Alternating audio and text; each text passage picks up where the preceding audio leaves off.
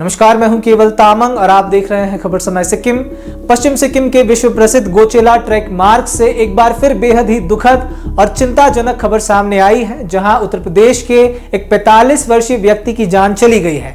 इस खबर ने इस बेहद ही लोकप्रिय ट्रेकिंग मार्ग में उपलब्ध प्राथमिक चिकित्सा सुविधा और रेस्क्यू सुविधा की पोल खोलकर रख दी है। ये वही ट्रेकिंग रूट है जिसे दुनिया के सबसे खूबसूरत ट्रैक्स में गिना जाता है। UNESCO world heritage site Kanchenjunga national park क्षेत्र में मौजूद इस ट्रैक पर जाने के लिए घरेलू और फॉरेन विजिटर्स भारी भरकम पैसा खर्च करते हैं, लेकिन फिर भी इस ट्रैक पर इमरजेंसी के समय कोई भी रेस्क्यू सुविधा ना होने के कारण बारंबार ऐसी घटनाएं देखने और सुनने को मिलती हैं। 8 से 9 दिन का यह ट्रैक चुनौतीपूर्ण होता है। मौसम हर वक्त करवट बदलता है। एक्सपर्ट सलाह देते हैं कि फिजिकली फिट लोग ही इस मार्ग पर आए, लेकिन फिर भी इन सब के बावजूद स्थानीय टूरिज्म स्टेक होल्डर्स की शिकायत है कि इस जटिल ट्रेकिंग रूट पर कोई भी इमरजेंसी के समय रेस्क्यू और प्राथमिक चिकित्सा सुविधा उपलब्ध नहीं है, जिससे हालात और भी खतरनाक हो जाते हैं।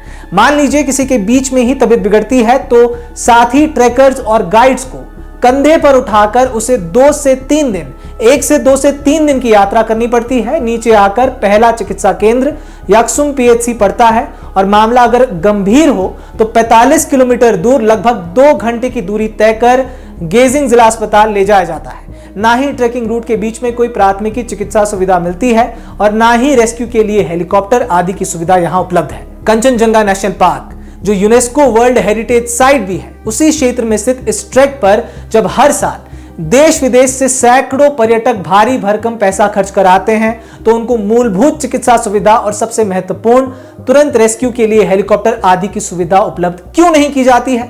आखिर विश्व के सबसे सुंदर ट्रेकिंग मार्गों में से एक, जो सिर्फ सिक्किम राज्य के ही नहीं बल्कि भारत देश की धरोहर भी है, यहां ऐसी ढिलाई क्यों बरती जा रही है? आखिर क्या कारण है?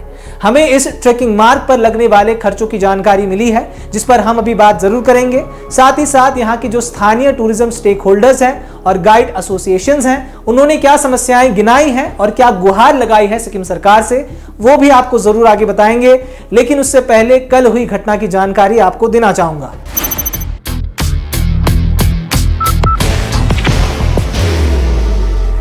There will only be one insignia.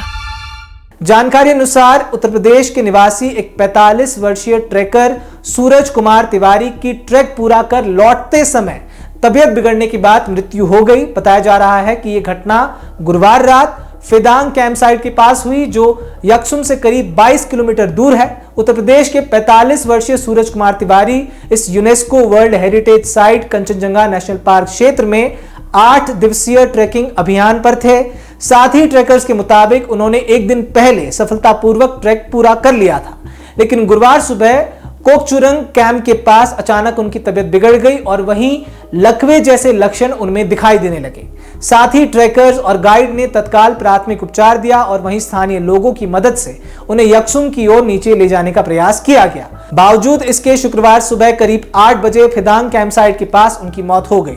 शुक्रवार की सुबह गेजिंग जिला अस्पताल में मेडिकल अफसर ने उन्हें मृत घोषित कर दिया, जहां प्रारंभिक तौर पर मौत का कारण लो ब्लड प्रेशर बताया जा रहा है। हालांकि साथ ही ट्रैकर्स ने बताया है कि 45 वर्षीय सूरज कुमार तिवारी को कोई भी पूर्व स्वास्थ्य समस्या नहीं थी, यानी कि वह फिट थे।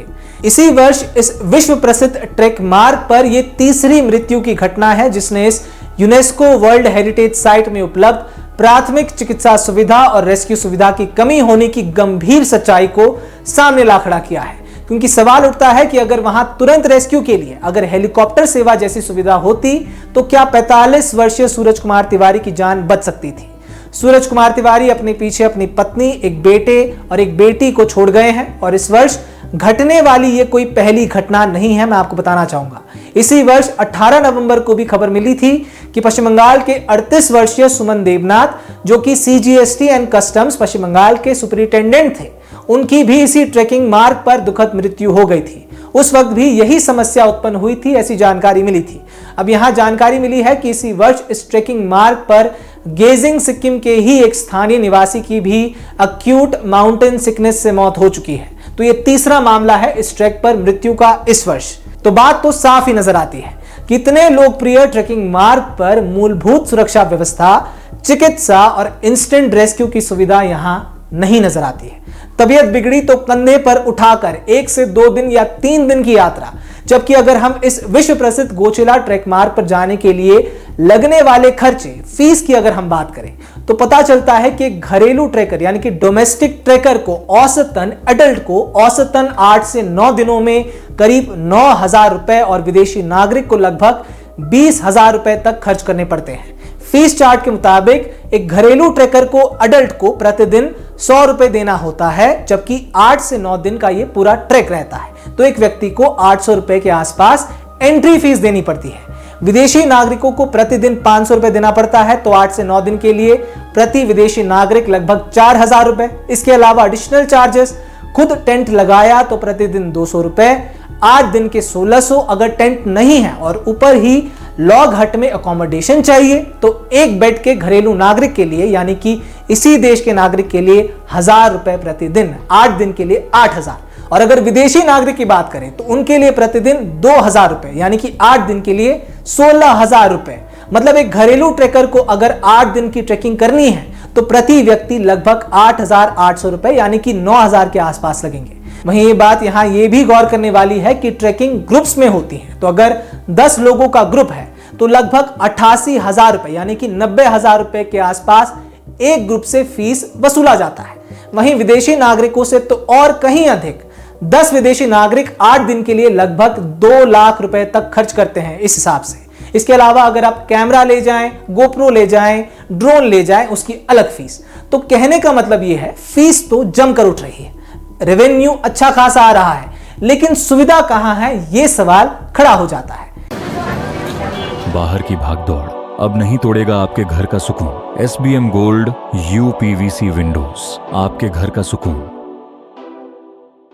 अब इस ट्रेकिंग रूट के जब स्टेक होल्डर से आज खबर समय ने बात की तो Sikkim tourist guide association, Yuksom trekking guide association और वहां के टूरिज्म स्टेक होल्डर्स से, तो उन्होंने हमें उनकी समस्या बताई है। उन्होंने बताया कि डिफिकल्ट टेरेन है, इतनी ऊंचाई पर है सो इंस्टेंट रेस्क्यू जैसे कि हेलीकॉप्टर रेस्क्यू यहां उपलब्ध नहीं है, जबकि विश्व प्रसिद्ध ये मार्ग देश की धरोहर है।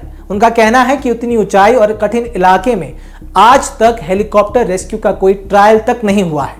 नेटवर्क की भारी समस्या है, वॉकी टॉकी भी कई जगह काम नहीं करती है, लकड़ी के पुल जर्जर हालत में है और कई कैंप साइट्स पर शौचालय तक की सुविधा उपलब्ध नहीं है, जैसे कि लामुने कैंप साइट पर कोई भी शौचालय की सुविधा उपलब्ध नहीं है, चार्जिंग स्टेशन नहीं है, जर्जर हालत में बने लकड़ी के पुल हैं, इत्यादि ये समस्याएं उन्होंने हमें आज बताई है।